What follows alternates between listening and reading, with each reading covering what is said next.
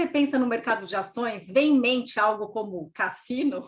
Nessa entrevista de hoje, a gente vai desmistificar esse assunto. O meu papo é com o Luiz Matarazzo, que é diretor operacional da Guide Investimentos, que está aqui ao meu lado. Tudo bem? Mais conhecido como Zizo, né? Já posso quebrar o gelo e te chamar pelo apelido, Zizo? Claro que pode, Mafê. Boa tarde a todos os ouvintes da Band. É um prazer estar aqui com você, Mafê. Prazer é nosso. Bom, Zizo, desde 2015, a gente teve o menor patamar histórico da Selic, né? Ficou em 2%, e aí só nesse ano que o cenário começou a mudar.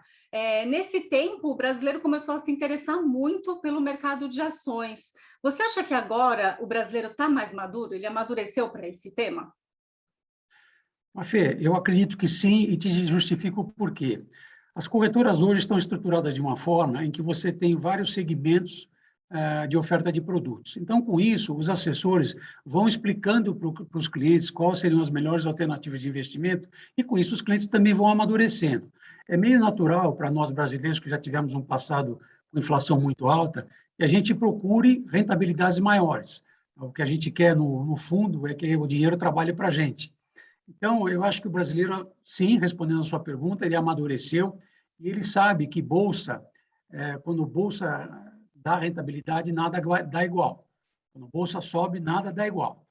Então, só as coisas mais ilegais, mas fora isso, não. Então, assim, são momentos, né? A bolsa não é, a gente não pode nunca garantir uma rentabilidade, etc., em mercado de renda variável, mas sim, eu acho que os clientes sabem disso, como agora a gente pôde notar, como a Selic começou a retomar a sua escalada de alta, a gente nota que há uma migração dos mercados de renda variável, que é um mercado, digamos assim, menos seguro, para o mercado de renda fixa, né? Porque aí a pessoa se agarra numa coisa que ele sabe quanto vai sair lá no final. Então, essa migração também demonstra o conhecimento do investidor no mercado. Muito bem. Falando dessa migração, mesmo assim, hoje a Selic está em 5,25%, né? Mesmo assim, ainda vale fazer investimentos em bolsa? Fê, você tem vários viés que você pode operar em bolsa, né? Você pode, eventualmente, escolher fundos imobiliários, por exemplo, como uma alternativa a não ter um imóvel alugado. Você vai receber todo mês, entre aspas, dividendos, rentabilidades daquele fundo. Você pode investir em ações que rendem dividendos como uma carteira, como se fossem vários aluguéis que você tem e todo mês entra na sua carteira. Vai depender muito do seu perfil de investidor, que é uma coisa que a gente tem que levar muito a sério quando um cliente entra no mercado de renda variável. Primeira coisa é saber qual o perfil, né? Sim, porque o perfil vai definir o seu apetite a risco. Se você for uma pessoa ultraconservadora, eu jamais vou falar para você ficar operando no mercado de opções, derivativos, por exemplo, porque é uma coisa de volatilidade alta, um dia sobe muito, outro dia pode cair muito, e você não tem perfil de risco que aceite isso. Você começa a ficar louca, não vai dormir à noite, vai passar mal com isso. Quem tem esse apetite a risco, né? A gente viu bastante aí nas redes sociais, teve uma onda aí de traders, né, falando sobre o day trade. Qual que é a diferença entre trade e investimento? O investidor, na realidade, é aquele que compra uma ação com base nos dados fundamentais da empresa em que ele está comprando, e ele tem uma visão e projeção pelos próprios gestores ou pelos próprios informes que nós recebemos, até quanto esta ação pode alcançar. Então, isso é uma modalidade onde você coloca o investidor. O trader é exatamente aquele que fica virando no mercado. O que eu chamo de virando? Compra e vende, compra e vende, o dia inteiro ele fica operando no mercado. Tem muita gente que vive dessa especulação, tem muito profissional de mercado que vive assim, e essa especulação, não no sentido pejorativo da palavra, é um mal necessário, entre aspas, né? Por que mal necessário? Porque eles criam liquidez para que o investidor possa entrar. Eles compram numa hora em que o investidor eventualmente queira vender, ou vendem numa hora que o investidor queira comprar. Então, eles criam uma liquidez que é necessária para o mercado. Ótimo, porque tem muita gente que tem medo de investir em ações, enfim. Por exemplo, você compra um imóvel, você sabe que você não vai ter a liquidez. E aí a pessoa que tem medo de investir em ações, ela não precisa ter esse receio, porque se ela precisar vender uma ação, ela vai conseguir rapidamente, né? Exato. Nós temos algumas classes de ações, obviamente que as conhecidas como blue chips, são mais líquidas, e como aquelas small caps, como são chamadas, que são as de valor mais baixo, são menos líquidas. Mas você sempre tem negociação no papel, é uma questão de oferta e procura. Se você fizer o preço certo, o mercado vai comprar, se você fizer o preço certo, o mercado vai vender. Ok. Diz, eu queria voltar um pouquinho, eu queria falar assim, como se você estivesse conversando com uma criança, um leigo mesmo. Como funciona o mercado de ações? A Fê, é assim, o mercado de ações, primeiro, antes de qualquer coisa, você tem que se cadastrar numa corretora que você não consegue comprar diretamente. Então, você se cadastra numa corretora e, a partir do momento que você recebe o seu número de clientes, você está apto a comprar ou a vender alguma coisa. A partir daí, se você tiver um assessor, você vai começar a trocar ideias com esse assessor, ele vai saber primeiro qual é o seu perfil de investidor, depois ele vai começar a dar as variáveis possíveis dentro do seu perfil. A partir desse momento, você pode me perguntar, mas para que eu vou entrar na Bolsa? Por que eu compro uma ação? Quando você adquire uma ação de uma empresa, você está comprando um pequeno pedaço daquela empresa. As empresas no Brasil, ou no mundo inteiro, de uma forma geral, elas não estão vivas aí para dar prejuízo. O objetivo delas é sempre dar lucro. E você, como investidora dessas empresas, você vai receber uma parcela desse lucro, que são os dividendos. Então, não é uma coisa de outro mundo, não é uma coisa de difícil acesso, nem de difícil compreensão, mas, obviamente, que existe, de uma forma bem natural, um progresso no entendimento de como o mercado funciona como um todo. Então, eu posso começar, eventualmente, comprando ação da Petrobras, por exemplo, ou de uma Vale do Rio Doce, porque me disseram que são muito seguras. Elas são seguras, efetivamente são. Todas as empresas de bolsa são seguras. Existe todo por trás um arcabouço que é construído para que o investidor tenha segurança. Né? Não quer dizer que ele tenha uma rentabilidade garantida, mas ele tem uma segurança de liquidez, a hora que ele quiser sair, ele sai, a hora que ele quiser entrar, ele entra, mas não é assim nada místico, que devolve, nossa, eu preciso estudar 2 anos para comprar minha primeira ação. Não é assim, é muito mais simples do que isso. Haja vista que a Bolsa agora, ela desenvolve programas, inclusive, específicos para mulheres, para dentistas, para engenheiros, para que tragam os novos investidores, porque o Brasil ainda é muito novo em termos de investidores no mercado. O mercado americano, por exemplo, você tem toda a parte de previdência privada e aposentadoria baseada em ações, uma coisa que a nossa cultura ainda está muito distante disso. E você falou das empresas, né, que são confiáveis. Existe todo um critério para que elas possam ser listadas na Bolsa, né? Sim. Quando uma empresa se candidata a abrir o seu capital, ela tem normalmente um único objetivo, que é captar dinheiro para o seu caixa. E isso ocorre na primeira emissão, que nós chamamos de IPO, que é uma sigla em inglês chamado Initial Public Offer, né? Um início de oferta pública. Então, quando esse trabalho, é um trabalho bastante extenso, leva e demanda bastante número, bastante estudo em cima daquilo que você quer fazer, e tem que admitir que uma empresa que quer abrir um capital, ela precisa ser, minimamente, uma empresa conhecida. Vou te dar um exemplo recente, que foi o IPO, por exemplo, da Smart Fit.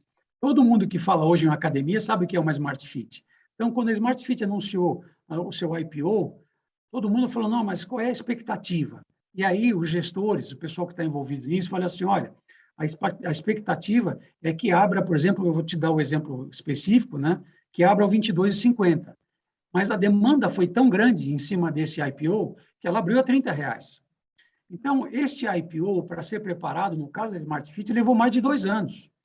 Porque você é auditado, você tem que preparar os números, você tem que preparar as projeções, você tem que se comprometer com quantas ações você, como proprietária da empresa, está disposta a ceder para o mercado. Você vai adquirir novos sócios, né? E isso ocorre no primeiro lançamento, que é o IPO.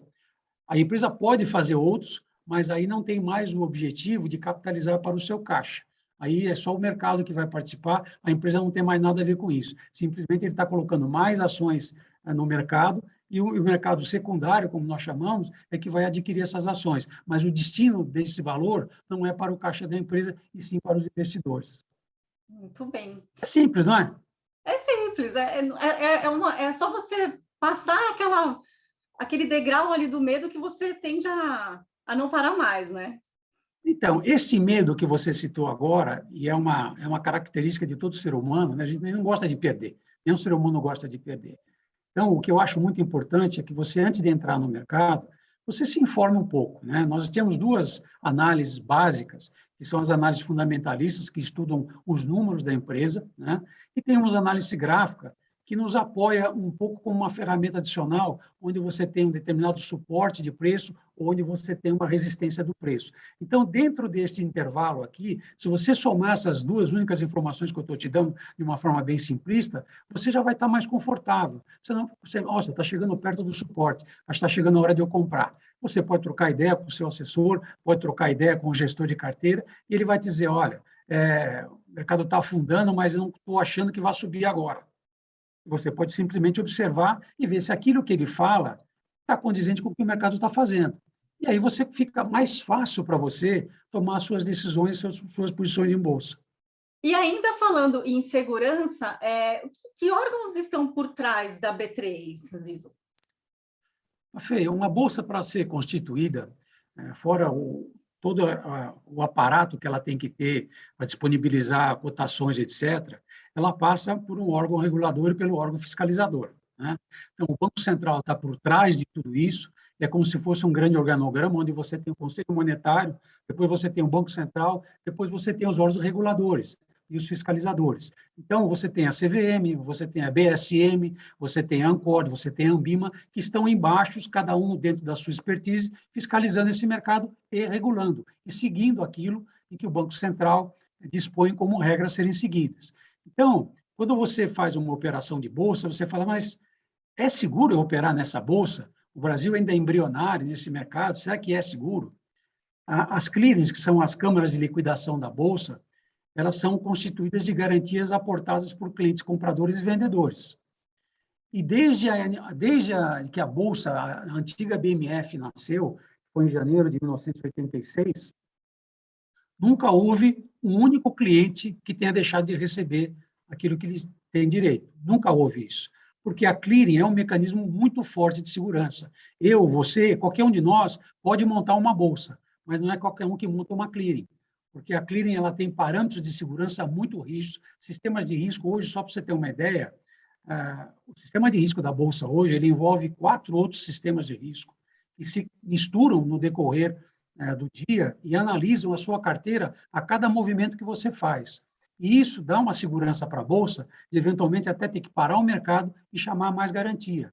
Então, quando tem aqueles movimentos muito drásticos de mercado, onde você tem limites de baixa, limites de alta, que o mercado está estressado, a Bolsa tem já os seus mecanismos de proteção para que evite qualquer tipo de inadimplência. Perfeito. Então, você vai lá numa corretora, conversa com um especialista, entra na B3 e começa a fazer as negociações, né, as operações. E, a partir disso, é interessante sempre manter contato com o especialista ou, de repente, só acompanhando sites de economia? Como que se dá depois essa assessoria, Zizo? É importante, sim, Mafê, você sempre se manter informado e em contato com aquele que está pilotando ou que está com a sua carteira sobre a gestão dele ou sobre os cuidados de um assessor. Por que é importante isso? É um investimento como qualquer outro, né? Então, se você souber que, eventualmente, o mercado já subiu o que tinha que subir, ou vai ter algum fato econômico, ou fiscal, ou político que, eventualmente, possa derrubar o mercado, o assessor vai te informar. E esse mercado nosso, ele é muito sensível a qualquer coisa que aconteça, seja na economia, seja na política, seja na saúde, ele é muito sensível a esse tipo de coisa. E o assessor, ele vive isso, ele respira isso o dia inteiro. E você, como profissional de mercado, no seu caso, por exemplo, está envolvida com entrevista, está envolvida com visitas externas, isso aqui, você não sabe o que está acontecendo no mercado. Mas se você me ligar durante o dia, eu vou te falar exatamente qual é a perspectiva que nós estamos vendo e para onde está indo o seu investimento em determinadas ações que você possa ter.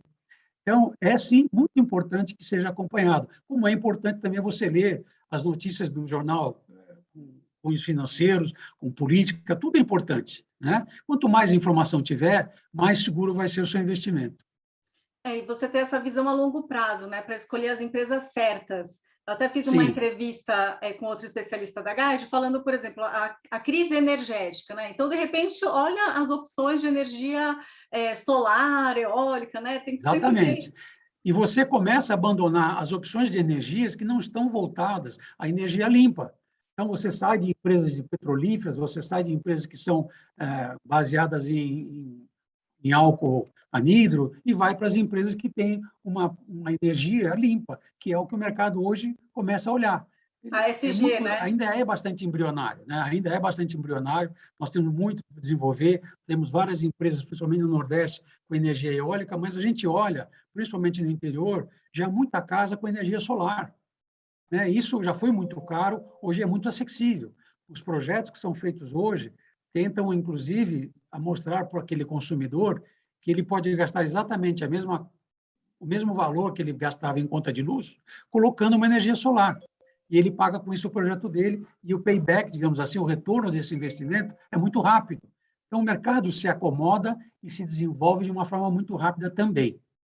Perfeito, Zizo. Para terminar aqui o nosso bate-papo, tem uma dica, assim, uma recomendação de especialista que você pode dar agora para quem está nos assistindo?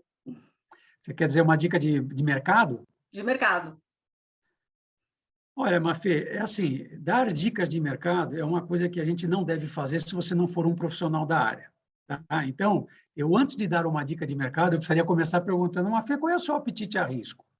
É verdade. Onde você se sente mais confortável em investir? Porque aqui, dar uma dica de mercado, eu simplesmente poderia dizer, olha, é um bom momento para você entrar em renda fixa. Ou em um fundo que acompanha a inflação. Mas por quê? Porque a inflação está em alta. Agora, se eu não conheço o seu perfil, fica difícil eu aconselhar alguma coisa. Eu não estou querendo fugir da resposta à sua pergunta. Eu simplesmente estou dizendo o seguinte, depende muito do perfil do investidor. E essa é a melhor resposta, com certeza. Eu tenho certeza que, pelo menos, eu fico tranquilo que eu falando isso, ninguém vai falar, não, me deu uma ideia e deu errado. Então, o que eu quero é que assim, a pessoa saiba que cada um tem o seu apetite a risco e cada um deve procurar uma assessoria que lhe informe de forma segura e tranquila aquilo que ele quer fazer. Muito bem. Então, você já sabe, entre no site guide.com.br, estude, lá tem muito conteúdo interessante, rico para você acompanhar e converse com o especialista da Guide para saber aí como começar a investir. Zizo, muito obrigada, viu, por esse bate-papo aqui com a gente. Ficamos à disposição, Mafê. Até mais.